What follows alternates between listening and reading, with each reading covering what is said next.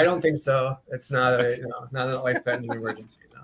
So, yeah, but I mean, and that's, to be honest, that's the same thing in a PPO, right? I mean, even if you go out of your network with a PPO, you still have coverage, unlike with an HMO, but it's going to be at a much higher cost. So I feel like people get this like almost false sense of security having a PPO, knowing that they can go out of network if they choose to. But yet, whenever people go to the doctor, they said, well, who can I go to that's in my network?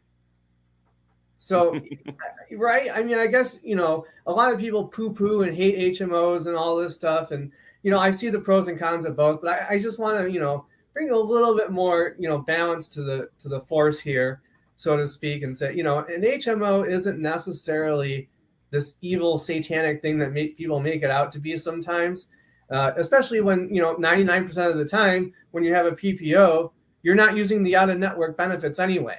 So, and they do tend to be much more expensive and have higher copays and deductibles and out-of-pocket stuff. So just some food for thought. I'm not necessarily recommending one over the other.